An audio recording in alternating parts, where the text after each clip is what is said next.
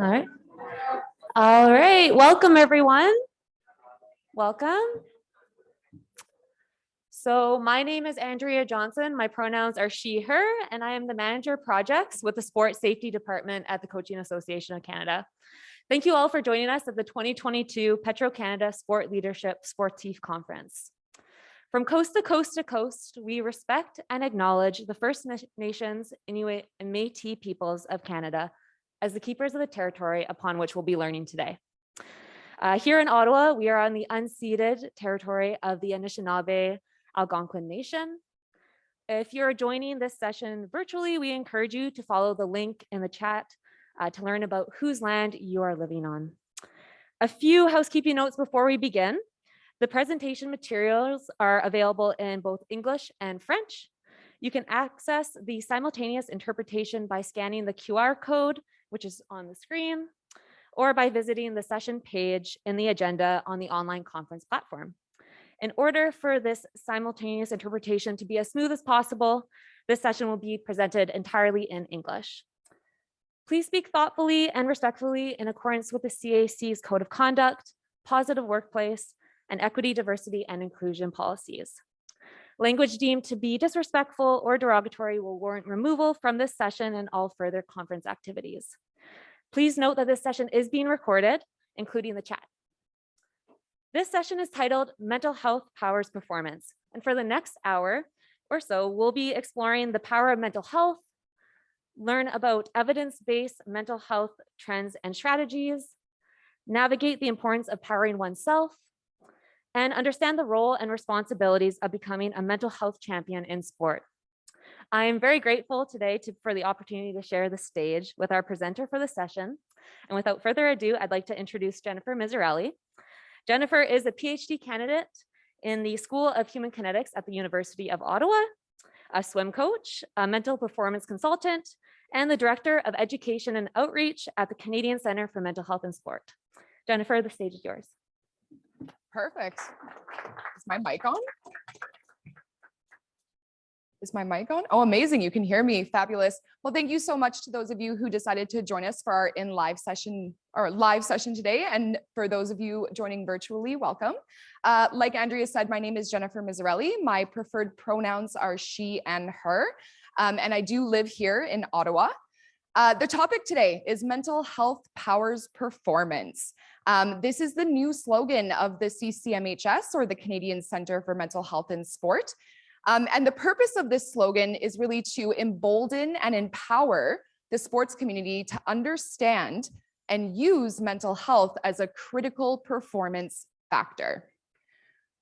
Because we're talking about mental health, and I'm only here with you for about an hour today, I want to do just a quick content note to get us started.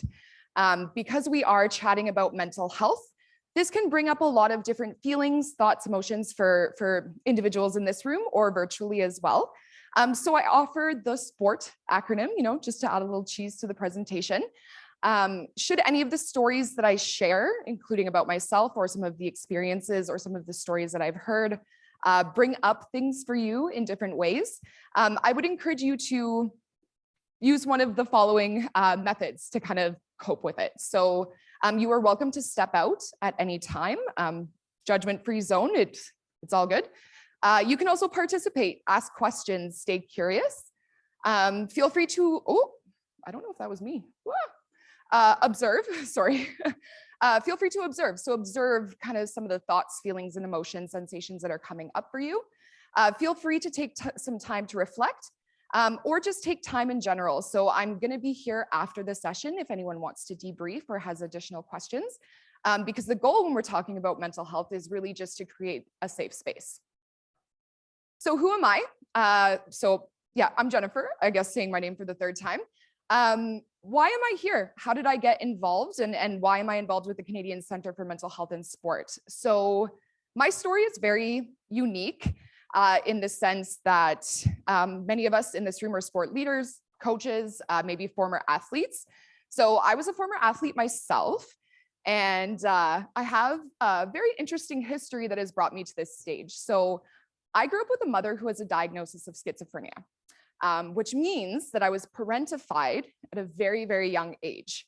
So I was exposed to words like mental health, right? Mental illness, lots of challenges in the healthcare system, but a lot of challenges in terms of the impact on my sport identity as a whole. As an athlete, I had a lot of really good coaches who supported my journey. And I had some other ones that maybe didn't understand or who weren't as supportive. I distinctly remember, my mom would go to meetings and coaches would actually kind of call her out publicly for having different diagnoses. It kind of resulted in me leaving sport early to the point where I left for many years and I couldn't swim. I couldn't get in the water just because of some of those experiences, right? When we're looking at sports, sometimes there's a lot of privilege that we see. So it was very interesting. And that was kind of my first lesson in perseverance. I took some time off. I returned. I've been coaching for over a decade now, trying to be the type of coach and the type of mental health practitioner and mental performance consultant that I needed when I was younger and an athlete. So that is why I am here. The other reason that I'm here is because we have a very exciting project coming up in collaboration with the Coaching Association of Canada, which I'm the project lead for. So it is my PhD. We are offering and launching a series of 3 workshops to coaches over the next 2 years, which will include, foundational mental health knowledge, coach wellness, and promoting mental health through coaching practice. So we are actually in the process of hiring 15 facilitators across the country to deliver these workshops, and they will be virtual, they will be online as well. So that is also why I'm here, because this is an area I'm very passionate about in terms of mental health literacy. And when we think about mental health and the whole concept of the conference, which is this idea of honoring perseverance and the passion required to drive sport forward. So when I was initially asked to come and speak, I thought about this idea of perseverance. And a lot of the literature that I read cited this idea that perseverance really adds to your mental health. The more perseverant that you are, the higher your mental health is. But as I was thinking about this, I thought, as we've been going through COVID, were we able to get through COVID because we were able to persevere? Or is it because there were other factors at play? And so this is the idea of where the conversation of mental health really becomes prominent. When we talk about driving sport forward, one of those key drivers and the fuel that exists there really is about mental health. So if we're able to support our mental health, it can help us to persevere forward. So especially in sport, when we talk about this idea of perseverance, right? And I'm sure there's a lot of catchphrases I could say that you think about: just get through it, just push through it, perform at all costs, right? And so when we think about this idea, it's sort of interesting to consider, does perseverance impact mental health or the other way around, or is it all encompassing? And then even more importantly, when we're talking about mental health in sport and perseverance, and the coaches in the room, how many of you are coaches? Hands up. Talking to a lot of coaches in this room, amazing. So through COVID, what we saw is that a lot of mental health concerns emerged, and a lot of coaches didn't know what to do. And that's okay. There was a recent study published that suggested that 68% of coaches said, I know I have a role. I know I have a duty. I want to support my athletes' mental health, but I don't know how. I don't feel that I have the knowledge, the skills, the resources, or the confidence to do so. So for those of you who put your hands up and are sitting in this room, I would say the majority of you probably understand, especially with the narratives changing in sport, that you want to create impact in this space, but maybe lack some of the tools to get there. And so when we talk about this idea of driving sport forward, how can we drive sport forward if our coaches don't even know how to start the car? Okay, so this is really important because our role at the Canadian Centre for Mental Health in Sport is to assist you on this journey. And so when we do that, it's really important that coaches understand some of the landscape that we're dealing with here. So just some of the stats that I have on this slide. 1 in 3 people will experience a mental health challenge this year. So when you're sitting at your table, I see a table of 6 here. Sorry, I'm picking on your table a little bit. Probably 2 of you at this table will experience some form of mental health concern or struggle this year. 1 in 5 will experience a mental illness. So if you think about your team and you're coaching and you have 20 athletes on your team, 4 or 5 of them might experience a mental illness at some point, whether you know that something is present or not. And why this is so critical in terms of the coaching domain is that youth aged 15 to 24 are at the highest risk of mental health and mental illness concerns. And 20% of youth experience symptoms of depression at some point. So when we're thinking about the age of our athletes, whether that be, grassroots, they're growing up, all the way to high performance and our national teams, there is a high risk factor for this. So if you're a sport leader, for example, think about your office space, right? 1 in 3, 1 in 5. It's really important to build some of this awareness to understand how we can best support each other, especially post-COVID, when this idea of mental health has really come to the surface. So this is what we're going to talk about. We're going to explore what I mean when I say the power of mental health. So I am going to differentiate between mental health and mental illness, because I think this is critical as we navigate this conversation. Then we're going to talk about powering mental health with mental performance. Who in this room has heard of mental performance? Amazing, love that. So definitely had to use some mental skills today prior to doing this session. It can be nerve-wracking for people sometimes. Then we're going to talk about powering yourself. So whether you're a sport leader, whether you're a coach, we're going to talk about the importance of engaging in that form of power for yourself and how that can impact your employees maybe that you're managing or the athletes that you're working with. And then we're going to talk about collective power. So what it means to be a champion of mental health in sport. So we're going to explore it. That's just my little filler slide for you. So mental health narrative. If you feel comfortable, when I say the word mental health, can you just throw out a couple words? What do you think of when I say the word mental health? Oh, sorry. Depression. Okay, what else? Resilience. Okay. Power. I love power, seems to be the theme of the day. Yes. Any other words? Mental health? Balance? Imbalance? Balance. Love it. Anything else? Okay. So it's interesting. I get a lot of different, I've asked this question in almost every workshop I've conducted over the last few years. I get a lot of different answers. I get some people who say it's depression, it's anxiety, it's a feeling of power and empowerment, right? It's feeling well. And the reality is that mental health and mental illness are often confused. So in the general population, and this is not sports specific, 56% of people think that mental health and mental illness are the same thing. It's the exact same thing. This is easy. This happens all the time, right? We see in the media, Bell Let's Talk Day. And especially in sport, we hear a lot of different mental words, right? Mental fitness, mental toughness. And there's a lot of kind of miscommunication around the language that's used. And then more importantly in sport, and I love this quote because I think it's absolutely valid. In sport, we often talk around the topic. I was chatting with my colleague. Everybody say hi to Connor from the Canadian Center for Sport and Mental Health. So Connor and I were chatting before this, and we were talking about this idea of how many times we've worked with a coach who says that athlete has mental health, but they might actually mean mental illness. So it can often be a confusing phrase, which actually contributes to the stigma. So right off the bat, when we're thinking about the power of mental health, we really need to ensure that we are using the correct phrasing and the correct languaging. So what is mental health?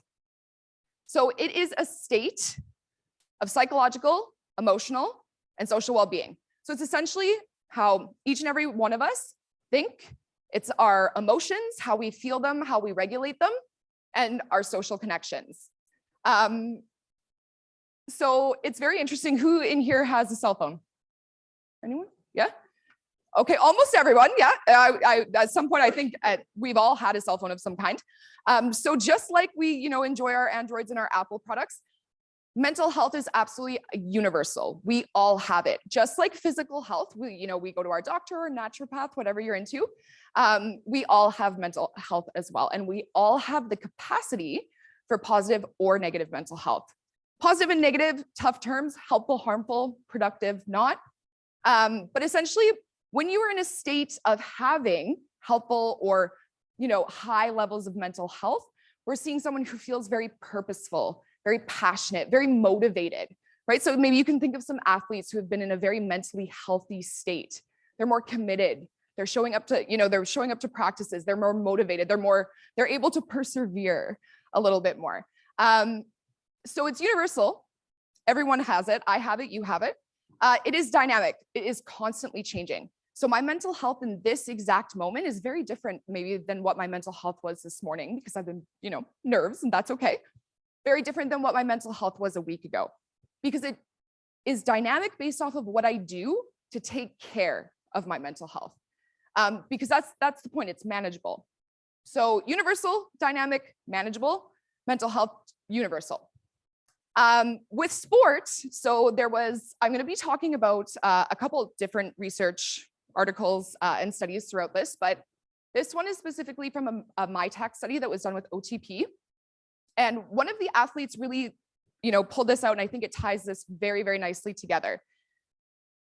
Because mental health is universal and we all have it, in sport, it's very multi-layered, because athletes, coaches, sport executives, sport leaders will say, sport identity and my mental health are ultimately all tied together. So what does this actually look like? And I very strategically designed it in this way, because as we're going through things like COVID, and as we're considering the mental health of our athletes, we not only have to consider what their psychological, emotional, and social looks like in their life, but also what it looks like in their sport. And that can become a little bit confusing in the sense of, in sport, do they feel satisfied? Do they feel that they have purpose, right? I think COVID was very illuminating in the sense that it really changed the way that a lot of athletes identified or looked at themselves. And then there's the emotional. So maybe they are the type of athlete who can regulate in life, but maybe when they get into the sports domain, they're feeling their emotions more. They're not able to readily manage them and engage with them. And then socially, there's a lot of athletes, which I think we see, where they have really solid connections with their coaches and their peers, but maybe some of those relationships are lacking in their regular life. So it's really important to remember that for sport participants, this is a multi-layered kind of consideration. And then there's mental illness, just to add an extra layer, right? We're going to make this a little complicated, but hopefully it's clear by the end. So mental illness, different than mental health, okay? Mental health we all have, and we all have the capacity and the ability to achieve high mental health. Mental illness, not all of us will get, okay? There are a lot of factors, biological, right? Genetics, we could look in the research. There are a lot of different things that could contribute to that. But when we're talking about things like mental illness, this is a condition or disorder. It does not have to be diagnosed. And I always like to say this, diagnoses are not always the right way to go. If there are any doctors in the room, I'm sure we'll have a chat after. It can actually make things worse for the individual, okay? So you could have an athlete or a colleague who is struggling with symptoms of a mental illness. They might not have a diagnosis. They might not want a diagnosis. But the difference here between mental health and mental illness is that mental illness is debilitative. So it's actually creating changes in your feeling, your thinking, your behaviors to the point where you are struggling to function, okay? So that is the major difference. So think of things like depression and anxiety are used a lot. I'm going to use others. Borderline personality disorder, bipolar, OCD, ADHD. And I'm going to talk a little bit about those as we continue on. But the key difference here is that mental health, we all have, I'm going to say this again, mental illness, we may not all receive. So part of the project is we will go through some of the signs and symptoms that coaches can look for to differentiate.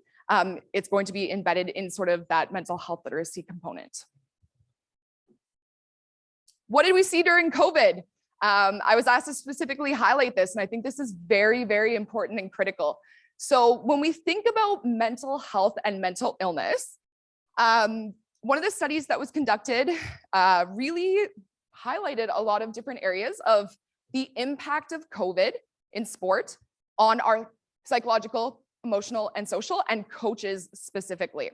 So this study was actually conducted with mental health professionals and mental performance practitioners to get a better understanding of what they were seeing in the sports community with those that they were working with. The coach and the athlete version is actually in publication as we speak. So unfortunately, I can't speak to that information at this time. But it's really, really important to highlight some of these things here. So psychologically, what did we see? Athletes, lots of dropout, lots of questioning identity, lots of loss of a sense of purpose, okay? Which makes sense, right? Their routine was embedded. They would get up, they would train, they were able to kind of structure their whole day. And then COVID hit and a lot of that was lost. So we really did see a big psychological impact. However, that doesn't mean that they had a mental illness. It just meant that maybe their mental health was struggling because they were struggling with that sport identity piece. Then we saw some of the emotional, and where you see the emotional come up is in things like motivation. So how many of you were able to train like a little bit through COVID with your athletes? Yeah. Okay. How many of you maybe noticed a decrease in attendance? I know I definitely did. We saw a lot. Yeah. Okay. So some, not everybody. For some athletes, the ability to go to training really kept their mental health high. But for others, because they were already struggling in other areas, it was really hard for them to feel motivated to kind of attend training and continue with some of the elements that we expect from high performance athletes. And then there's the social. I think that goes without being said. I think a lot of us struggled with the social throughout the pandemic. I pulled this quote out. It's very interesting. So this was actually from a games participant. And they said, there's a reason isolation is a form of torture. Very impactful. That is like, we're nearing a little bit of the mental illness phase there, but that I thought that was really important to point out. Being in a room for 14 days on your own is difficult for many individuals, right? So this idea of, I pointed this out specifically because it has a social element to it for the mental health side. But one of the biggest aspects of this study also pointed out that mental illness, if it was pre-existing, the pandemic made it much worse, which again, I guess kind of makes sense in that way. And the other piece that is really important for those of you in this room, coaches ultimately felt that all of a sudden they had to become an expert in something that no one was an expert in. The researchers were trying to figure it out. The people doing the vaccines were trying to figure it out. And all of a sudden they had athletes turning to them and they had to make fast decisions. They had to figure out, how do we continue training? How do we continue in these programs? And they had to be able to have conversations that maybe they hadn't been placed in before. So this was a very challenging time for coaches overall, just in terms of kind of learning some of these skills that didn't pre-exist in terms of having these really impactful conversations, especially, like I said, in sport, when maybe we don't know the difference between mental health and mental illness, or we just don't feel comfortable talking about it, which is okay. We're working on that. So at the center, this study was conducted in 2022, so it was published earlier this year. So at the center, Connor and I poured through the stats and we pulled some out. So this is not, I want to be clear, this is not just for national team athletes. This is for all of the participants. So we see athletes 16 and up for the care side. So this was only a few months old, and this is what we're seeing. So mental health wise, 55% of the people who are seeing us are at risk for mental health. So they aren't necessarily mentally healthy. They don't feel like they're totally coping, but they also don't feel that my mental health is in a bad place. For mental performance, we're also seeing moderate levels, and I'll explain mental performance in a little bit. But what I really like to point out on this slide in terms of the mental illness and what we're seeing, especially post-COVID, this list looked completely different 6 months ago, even a year ago. And so anxiety and depression, not surprising, I think those are kind of the two most cited. But what I want to point out for sports specific is ADHD was number 5. PTSD, or post-traumatic stress symptoms, I don't want to say full disorder, they were screened at 26%. The suicidal ideation component went up, correct me if I'm wrong, wasn't it somewhere like 5%? And now we're at 21 over the course of a year. So we pull our stats yearly. So we're seeing a huge increase in movement towards sort of this mental illness arena, right? We're athletes feel like they're struggling with a lot more than just their mental health, and we're just seeing a huge jump in that suicidal ideation. So as coaches, this is really important to know. I'm not going to go into this in too much detail because that's beyond the scope of this presentation. But I think awareness is just really important in terms of, you know, what we're seeing in the athlete population specifically. Yes, sure, yeah.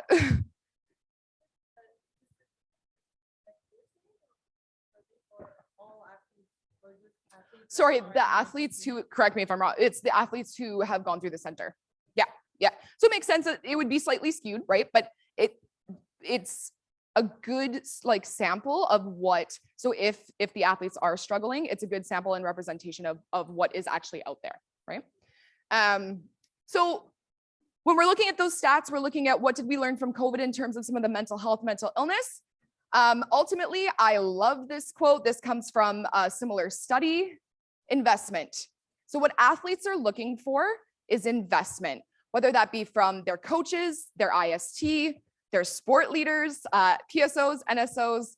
And really what they're saying is that if sport invests, they're going to see a very large return on investment.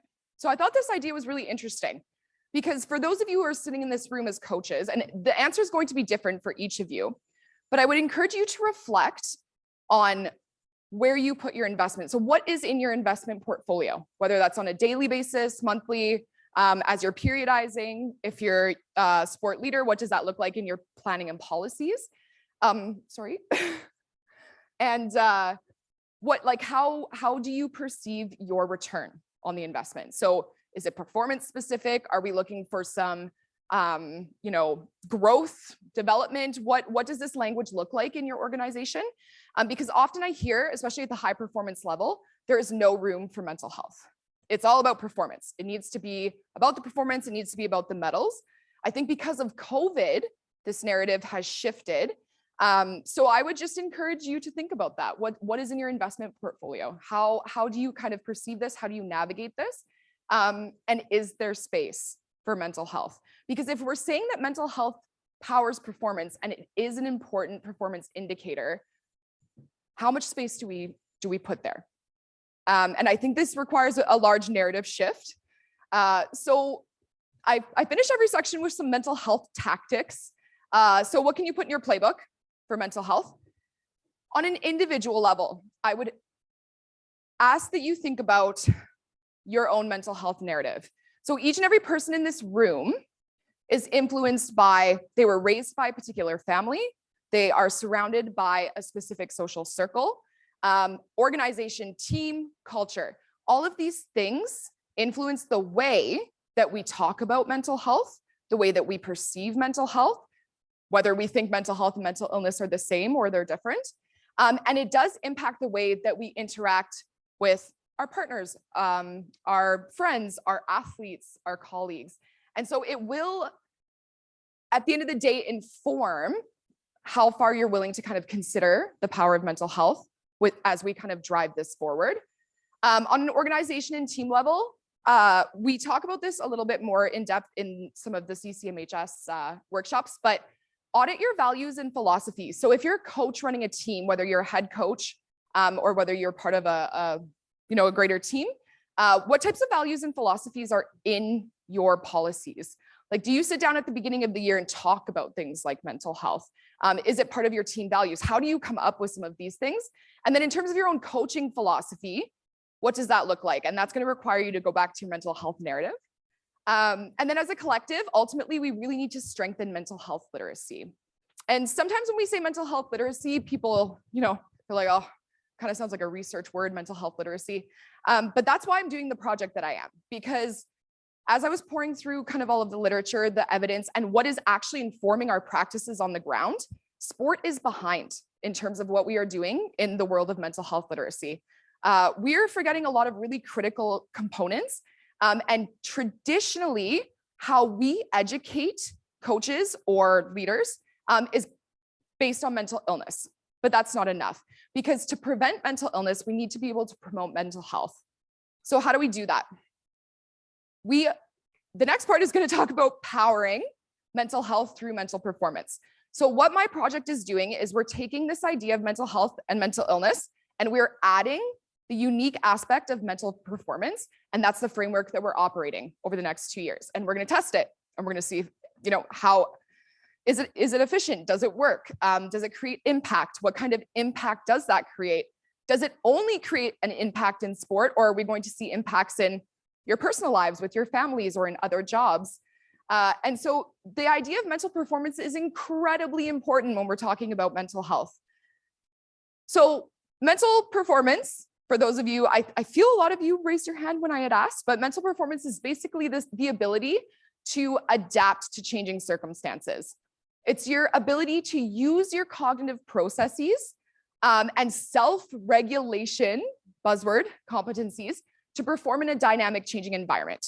So in the literature, what we've seen, athletes, people, right? Surgeons, firefighters, we could talk about a variety of professions. When they're engaging with their mental performance skills, not only is it having a positive impact on their mental health, but they are performing better overall. And so I have this little diagram of FAST up here. I always like to talk about this when I'm talking about mental performance. So feelings, actions, sensations, and thoughts. So that's what we're looking at when we think about mental performance. How can we kind of work with our feelings, actions, sensations, and thoughts to be able to optimize our performance? And what we're seeing, this is in the MyTech study actually that was done. So this is the other one of the two, is that athletes are saying, and I'm going to talk about COVID specifically in a second, but athletes are really saying, my mental health and sport performance was at its best when I had access to mental performance consultants or skills. And I was able to work on those skills to be able to increase my mental health, which was increasing my performance. So mental performance is a critical factor. I know I'm throwing a lot of mental words out there. I call it the mental triad, mental health, mental illness, mental performance. It's all interrelated. I always put this up on when I say the interrelationship, and a lot of people go cross-eyed thinking about it because it's in the research, it's our tri-dimensional model. The purpose of this is to just really help you to understand that there is a relationship between the mental triad. Mental performance is imperative to this. So you can have good mental health and you can have a mental illness at the same time. Maybe you use your mental performance skills to help ease some of what you're experiencing. I'm going to go through a few case examples at the end of this section just to kind of solidify this point. But this, because it's a whole model, but it's just very interesting in the sense that you can still do well. You could also not have a mental illness, so not experience depression, anxiety, but you still might not have good mental health. Maybe you're not working on your mental skills, okay? Potentially as one thing. So in the MyTech study, this was also observed where this was specific to national team athletes, where this study followed the athletes pre and post Tokyo and Beijing games. And I'm just going to focus on the top 2 points there. So mental performance is linked to increased mental health. Amazing. And increased mental performance is linked to decreased mental illness symptoms. That is so, so important. So if you are a sport leader or you're a coach and you've been kind of thinking about, okay, I've heard of this mental performance thing, I might have a consultant come in. Not only can it improve the mental health, which therefore can improve the performance, you can actually delay or disrupt the potential for a mental illness. This is incredibly important. So for those of you who are working with athletes, so say we have another pandemic, okay? If we're working on our mental performance skills, we could actually delay or completely avoid a mental illness occurring during another pandemic if they have the skills already in place. And that was what was seen in, I'm going back to the other study now, sorry, there's 2 studies. That was what was seen here. So essentially, we were talking to athletes. What helped you get through the pandemic, right? What helped your mental health? If you experienced symptoms of mental illness, what supported you during this process? And without fail, they said, if I was working with a mental performance consultant or I was engaging with my mental skills, I did better in the pandemic. I was able to kind of cope better. Because when we heard a lot of buzz phrases over the last 2 years, uncertainty, right? Adversity. Your athletes were using these skills to help them cope, to navigate forward. And it plays a critical role in their ability to emotionally regulate. So maybe not so much the identification sometimes if you're building self-awareness, but more so that emotional regulation. So when there is so much uncertainty and adversity, they're able to regulate some of those emotions and they can perform better. For the social, I always like to point this one out. So for coaches specifically, what did we learn from COVID in this study? For the coach-athlete relationship, coaches who engaged in higher levels of communication about what was going on during the pandemic, their athlete mental health was higher and their performance was higher. So this is really, really important to consider. I saw this firsthand as I was working with teams throughout the pandemic. If the coaches did not take that leadership role or they were unable to communicate very clearly, maybe next steps, that caused a lot of uncertainty and anxiety for some athletes. And so I think one of our biggest takeaways as we move forward in this domain is that the coach-athlete relationship is one of the essential factors for athlete mental health. And a lot of that relates to like communication styles. I'm not gonna get in, there's actually 4 C's, but I'm not gonna get into all of them. But I think that's really important to remember in terms of how do we move forward? How do we drive sport forward? How are you prioritizing your relationships with your athletes? As a sport leader, how are you prioritizing your relationships with your staff or with your coaches, okay? So I think in terms of the social element of this is incredibly important to point out in terms of moving forward. And then for coaches in general, lessons learned, I think the role of the coach is changing. So we're not expecting you to be mental health experts. There are many of us around, okay? There's a lot of mental performance consultants and mental health practitioners in Canada, which we will provide those resources for you. But I think just having a baseline understanding in terms of your mental health literacy and understanding the mental triad can make an immense difference on how we move forward. So I'm just going to go through 2 quick case studies because I've thrown out a lot of different terms. And I know for some people it can be confusing. So I wanted to specifically highlight how the 3 interact. Okay. So Naoko has been diagnosed with depression. Notice I underline diagnosed here. She has been prescribed medication and attends therapy weekly. Okay, so some of your athletes might be on medication, some of them may not be. She also works with her team MPC on a monthly basis. So she's seeing a therapist, mental health practitioner, and she's seeing a mental performance consultant. They can and should work collaboratively. In her sessions, she learns coping skills to challenge her thoughts, behaviors, and her emotions. So although she has a relationship, and I'm very clear about this wording, she has a relationship with mental illness, okay? Diagnosis is a label that can be harmful sometimes. She says that her mental health is flourishing. Her mental health is really good because she's able to use her mental skills to challenge her thoughts, her emotions, and she spends quality time with her partner, Trish, which is that social connection, and her teammates. She also recognizes that her diagnosis does not define her, and that with appropriate treatment, it can be managed and that it could dissipate over time. So I really want to point out that final sentence. Just because someone either receives a diagnosis of mental illness or they have a relationship with it, depending on the mental illness, it can dissipate. It's not necessarily permanent. But as a coach sometimes, so think back to when I said that athlete has mental health. Sometimes as a coach, it's hard to approach our athletes in that way and understanding that these things change, they're dynamic, it's not static.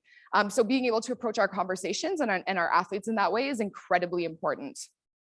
Just for a quick second one. So Ryan has never been diagnosed with a mental illness. He has always believed that, buzzword, he could push through it or get over it and things would totally work out. Lately, he's been noticing changes in his sleep, eating habits, and mood. However, he recognizes that sometimes he's able to snap out of it by using some of the coping strategies that his MPC taught him, okay? So although Ryan does not have a mental illness, he learns through his sessions that he's struggling with his mental health. So no mental illness, but his mental health isn't doing well, but he's using, he's using his mental performance strategies he's trying to learn. So to disrupt or delay a mental illness, because here's the thing, if your mental health is not doing well and you don't do the things that you need to do to improve it, it could lead to mental illness. That is very critical to understand. And that is the power of mental performance, because it can help to kind of alleviate some of those symptoms. It can help bring your mental health back up. Okay. So those are just two kind of case studies. I'm happy to have any discussions or take questions after, just to clarify some of that. So what are your tactics? What do you do? So on an individual level, who here has worked with a mental performance consultant? Maybe whether that's for their athletes, their teams, okay? Has anyone worked with them themselves? Yeah, I love Connor, your hand goes up. Amazing. So it's really important at an individual level to not only promote the use of mental performance skills with your athletes, but also considering using it for yourself. Lots of mental performance consultants that I know work with coaches. It's an area that I'm particularly interested in as well, just because it gives you a safe space to be able to learn some of these things and have these discussions, and learn some skills that you can even use with your athletes. At an organization or team level, so for the head coaches or sport leaders in the room, how do you allocate your resources for mental health and mental performance? Does there need to be a shift? Are you comfortable with where you're at? Obviously, financial is always a consideration. So, there's a great internship program that we have at U Ottawa where, people provide services for free as they're learning. There's a lot of ways to get creative in this space. So consider auditing what that looks like at an organization team level. Even for the PSOs and NSOs in the room, how could you integrate this sort of into your model as well? And at a collective level, I think it's really, really important to understand the importance of promoting mental health, right? So what we're seeing right now in the system and at the center, because that's essentially what Connor and I do, is when athletes come to us, they're already at a point where they feel like, okay, things they're not great. I need some support. But by putting some of these systems into place, we're creating a preventative approach rather than a reactive approach. And I think that's where sport needs to shift, because if we're willing to allocate the resources and focus some of our passion, buzzword from the beginning, I think we're going to see a shift in terms of less people in sport needing the actual mental health resources, and they're actually going to shift to work in ways that are more preventative. So, understand promotion and hire certified or accredited practitioners. Very, very important. I feel very passionately about this. I've been in school for a very long time. And so I think it's just really, there's a lot of value in working with people who are certified and accredited. They're both small communities. I think Connor and I, between the two of us, know the majority of the mental health practitioners or MPCs across the country. And there's a lot of great people out there. So I think the support is there, but just understanding the importance of hiring certified. So final piece, powering yourself. So we've talked a little bit about the difference between mental health and mental illness, mental performance, the mental triad. The key and most important piece here for coaches is this importance of powering yourself. So coaches do have a duty of care. In your NCCP modules, the duty of care is described differently. It's described in more of sort of through a legal lens. Here, when we say duty of care, we are really talking about you have a duty to keep your athletes safe, right? We've heard a lot about safe sport in the media recently. So you do have a duty to avoid behaviors or practices that could cause psychological harm to your athletes. But the third bullet point, which a lot of coaches aren't aware of, is that they actually do have a duty to prioritize their own wellness.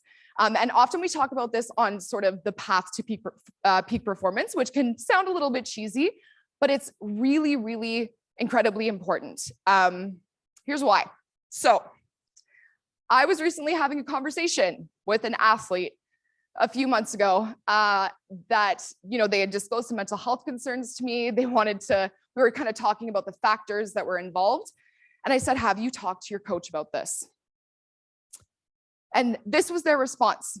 I would definitely, absolutely talk to my coach about this if I felt like their mental health narrative included prioritizing mental health, and if I knew that it was important to them. But we have a group chat And there's a buzzword for when coach is in a bad mood. We send this code word in the group chat and we all know to avoid coach. It's not going to be a good day. We skip practice, low motivation, we're not going.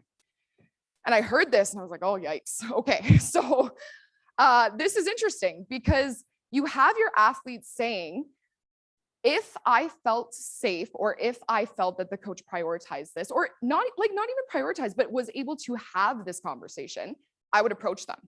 But then we're seeing the far extreme. But yet we're seeing that this coach is not taking care of themselves. And it's potentially showing up in ways that could be harmful to the athletes. So I always like to share that one. It's a bit impactful in that way. So what do I recommend? And I recommend this for every person in this room. I do this myself. I had to do this today. It's been a very long week for me. Start your day on the offense, okay?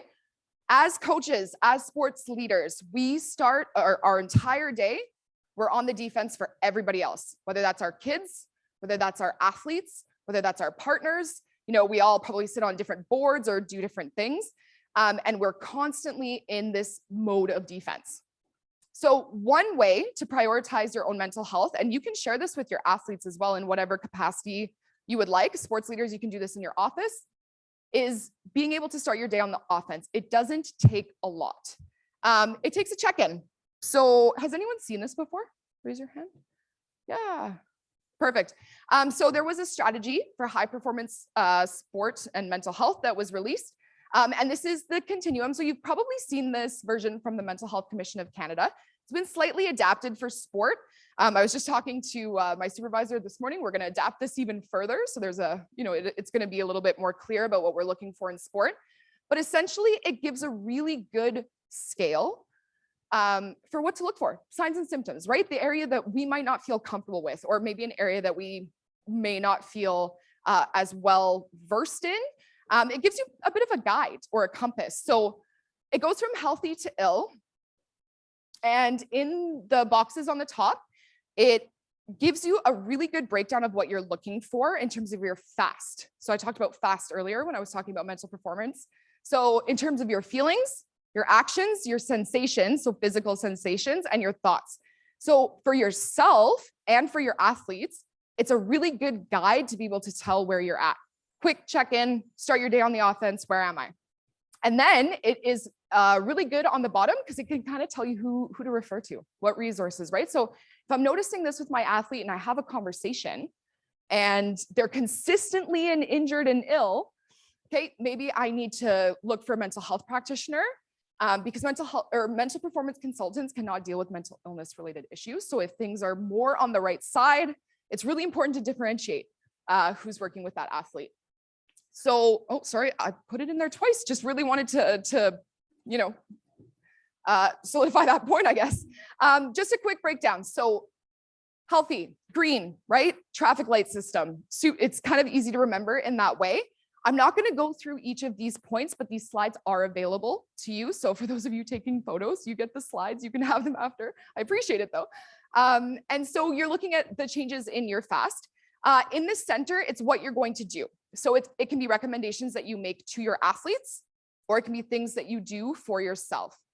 So if you're healthy, right? You're green, you're feeling amazing. You're like, my mental health is so good. Maintain your strategies. You're doing it right. If your athletes are in the green, continue to do what you're doing. It's also a really good time to challenge yourself. So if you ever are working with an athlete who is afraid to step out of their comfort zone, they're probably not in the green. But if they are in the green, this is an excellent time to challenge them a little bit further. So as a coach, by doing this check-in, that you can challenge them a little bit more that day. It's a good time to mentor others. So if you have leaders on your team and they're in the green, this is a really, really good time to give them those opportunities. And planning in advance, big one. So it's really hard when the house is on fire to be able, so if you're going through a mental health crisis, you're not really going to know what to do. So when you are ever in the green, that's the time to plan. What do you do when you are not feeling mentally well? I don't recommend planning in other stages because you probably aren't going to be in the right mind space to do so. So that's also important to know with your athletes or with your staff is if you're going to do mental health planning, which I talk about in a bit, probably should happen in this area. When you're reacting, so this is the yellow light, so not feeling as well. Setting boundaries, saying no, which I'm sure is hard for a lot of people in this room because I'm sure we all have a lot of high performance mindsets, right? Or we wouldn't be sitting here. So I know for me personally, it's very difficult to say no sometimes because, it's just, we want to do all of the things all the time. But if we notice that we're shifting into that yellow, it's probably a really good time to start setting some boundaries.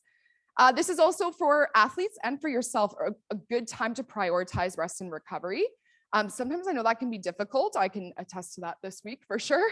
But rest and recovery, even small bursts can help. So have a conversation with your athletes or your staff.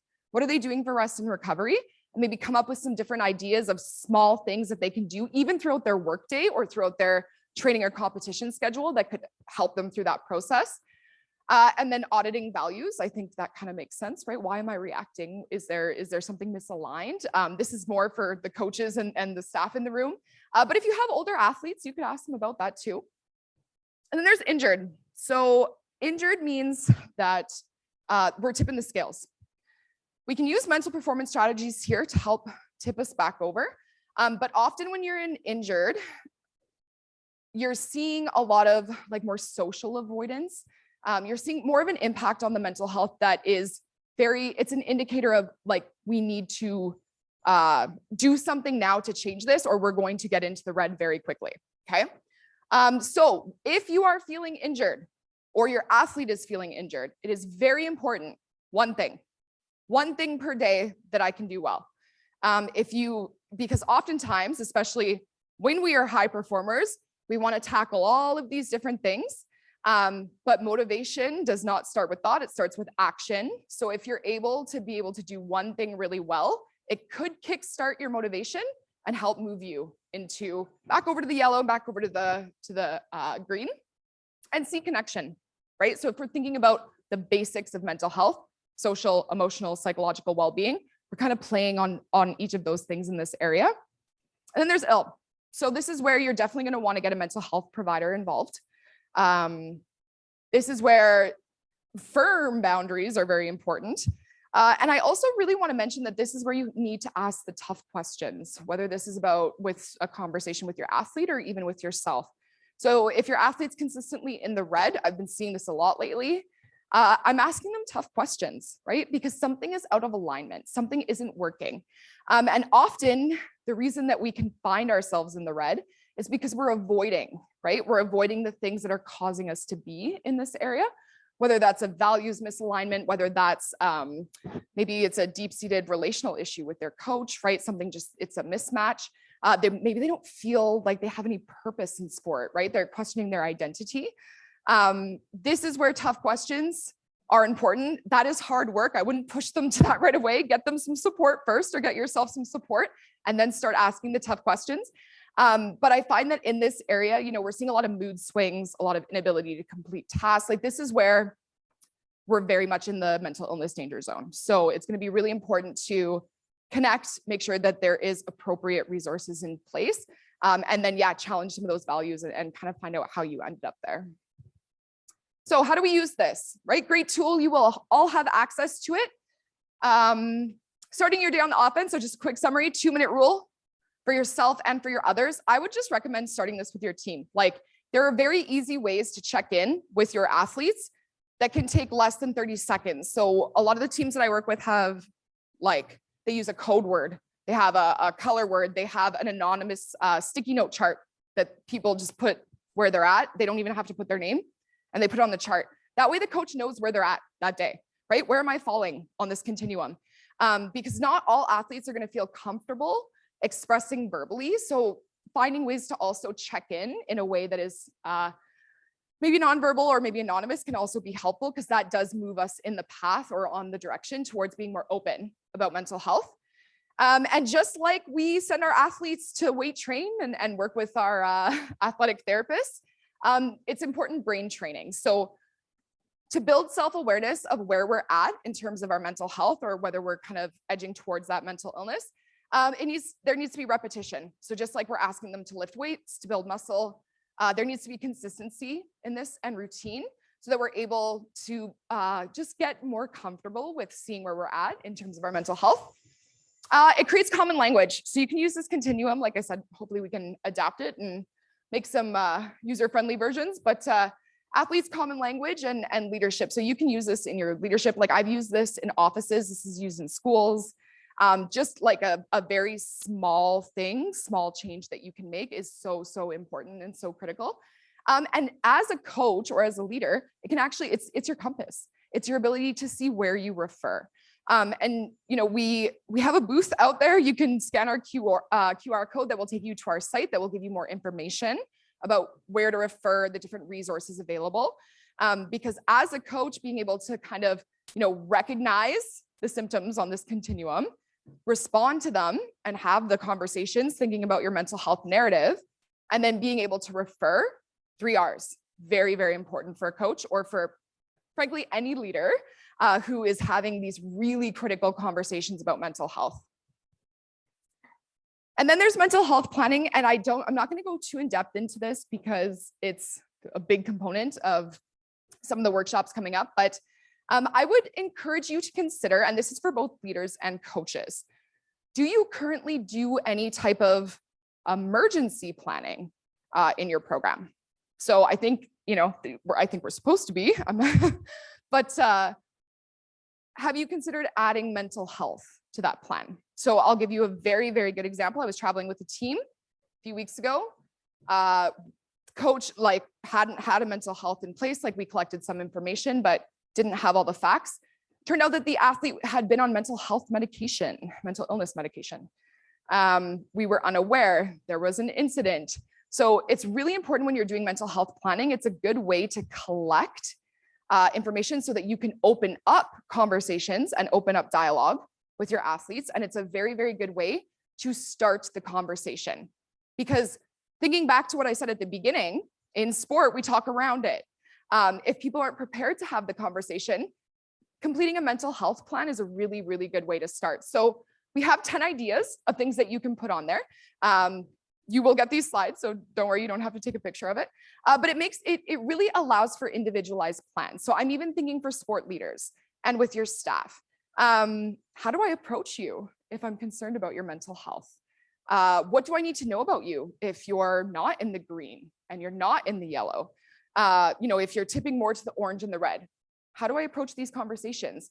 It's just a really useful tool to equip us to be able to navigate forward with some of those things. And I would recommend, you know, coaches on your staff do this as well. So if we're talking about powering yourself as a coach, and I know for me, one of the biggest things throughout my coaching career, I worked with a very challenging team a few years ago and actually walked away from coaching for a few years because of it. But I developed an anxiety disorder.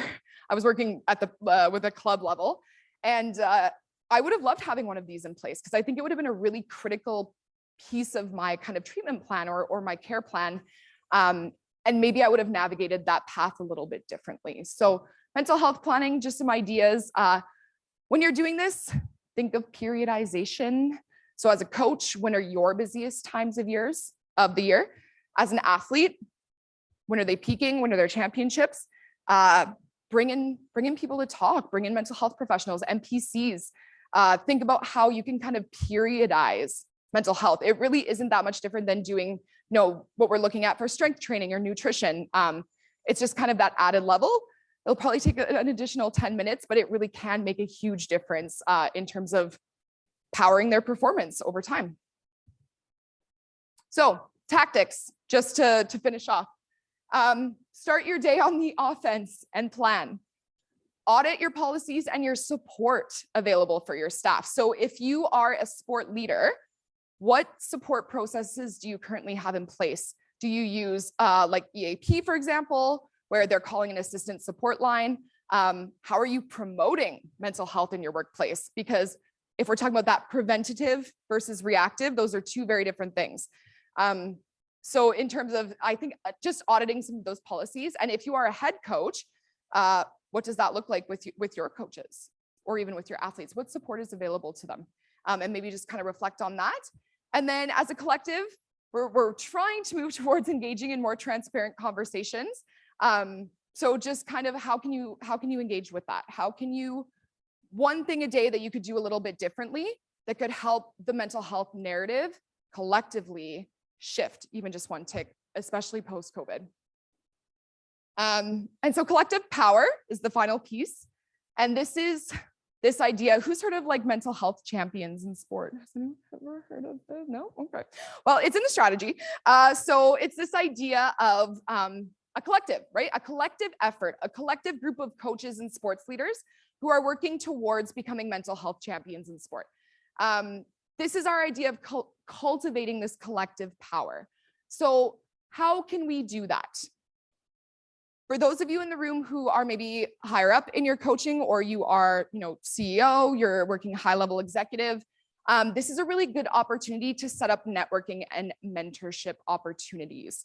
So if you're NSO, PSO, consider, do you have maybe communities of mental health practice where your coaches could get together and have some of these conversations? Or is there a resource hub available for your coaches or for your staff? Are there mentorship opportunities? And in your existing mentorship opportunities, is there a component related to mental health? The other thing too, I will say is that because of my social location, my understanding and my personal experiences, I come from, I'm white, so I have that background. But we need to consider EDI, culture, marginalization, and anti-oppressive practices. This is so important. The way that I have explained mental health today, there are other considerations. I am not an expert in para, for example, nor am I an expert in other areas. So I think it's really critical to consider BIPOC communities, for example, para communities, how they perceive mental health could look slightly different. And that hopefully will be part of our workshops coming up, just in terms of considering that in the narrative. But I would encourage you to think about, how are you creating space or support for your athletes or your staff who are marginalized, who have experienced depression? What do those anti-oppressive policies and practices look like? Have you asked them what mental health means in their culture? Sometimes even simply asking can really make a world of a difference. So I do think that needs to be considered. And when we're thinking about being mental health champions in sport, is there space for them? Right? So are we creating space for these narratives? I think that's really essential as well. And ultimately, advocates. So me being here, I'm advocating a certain way. I have perspectives. I'm sharing that with you. Each of you will likely take something different away from this talk. How can you take what I've said and turn that into some form of advocacy? And sometimes when people hear the word advocacy, they think I have to create this big change. Sometimes it's just those small micro changes that maybe you're just even making within your own team. You can start in your house with your kids or your partner, but it is one step. So think about what advocacy means to you. Not everyone is the type to, stand up with the sign, rah, rah. There are like micro ways that we can do it, but I would encourage you to reflect on what that means to you, because ultimately, like in the center, everything that we do is, we all have a role, right? We are all interconnected in some way. And that's super cheesy to say, but I think it is very valid here. So if we're talking about the athlete, right, and this idea of equipping them with mental performance skills, this goes all the way up. So I think it's really important to consider how you define being a mental health champion in sport, and kind of how are you engaging in these ways? So knowledge is power, definitely. We will provide resources to you. Like I said, we have QR codes and these slides are available as well. So just different sports specific resources, general resources, applications, big, especially with the younger crowd. I was asked to tweet for the first time the other day. I felt a little bit old, but that's okay. And there's my contact information. So we are from the Canadian Centre for Mental Health in Sport. All of our social media is the same. I don't know why they differentiate it. It's all ccmhs.ccsms. My email is right there. If you have any questions, if you're thinking about something after this presentation, in a few weeks, feel free to reach out. If you're looking for any support or services, Connor and myself will be around for the rest of the weekend, so you can have some conversations. And thank you so much for this opportunity. And I guess we can go into questions.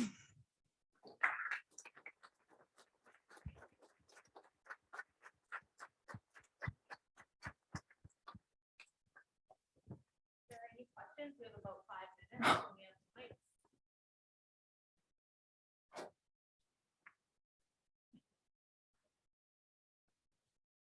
Hi, thank you very much. That was very, very helpful.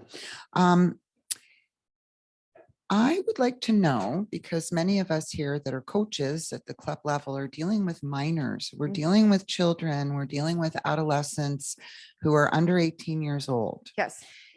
Where I think you know where I'm going with that. Where do the parents fit into this model? Because I can tell you, I for the first time in many, many years, I found that this past year was particularly sticky Yes. with adolescent.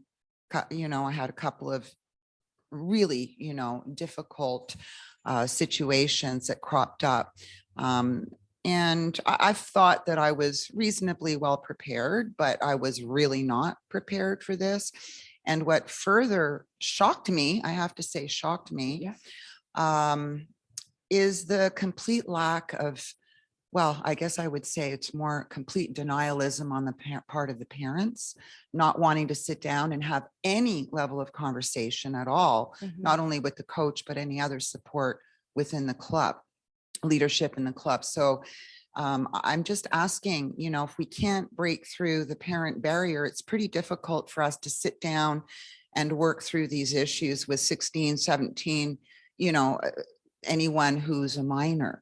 So how do we, that's essentially for me, I think that I see the parents as either they can really help us achieve the successes we want, or they're Absolutely. really going to hurt us and their children not being able to actually break through and help them. So that's, I guess, something I'm throwing out there. Yeah, absolutely. I think that it's interesting. This has been a big topic of conversation this week, so I feel like it's ironic that this is being brought up. But yeah, so in terms of, so the way I will start this is the age of what is considered a minor changes by province.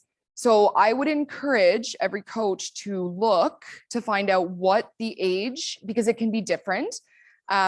Depending on where you are in Canada. So in terms of a requirement to involve the parent, for example, should it be a more serious concern, right? So say if we're talking about things like they've expressed, self-harm or suicide or anything like that, the age changes. However, if there is a risk of harm, you do have that duty to report. So again, look provincially, because these laws, we were just having this discussion. It's because it's going to change. So unfortunately, I can't give a universal answer. In terms of so I'm happy to chat after as well to go into more specifics. For the group, what I will say, in the past, when I've had concerns around parents, or I find and this might be different than your experiences, but I often find that the athlete doesn't want to share the information with the parent for whatever reason. The way that I typically encourage coaches to approach it, or I will approach it, is that you have to build a certain level of trust with that athlete, as in having like maybe a few conversations and try to get them to buy into approaching the parent together. So making a collaborative plan. But that's in terms of if they don't want to share with the parent, because I find, especially when you're dealing with minors, it often, depending on the situation and the willingness, the parent probably needs to know, again, depending on the age. So I would approach it in that sense. In terms of the parent piece, we can chat after, because it sounds like there are many layers to that one for sure. But it's and yeah, we'll get Connor involved in that chat. He's the care coordinator resource person. So yeah, it'll be good. We can help you with that one. But yeah. Sure. Yeah. I don't know if we're given a mic or.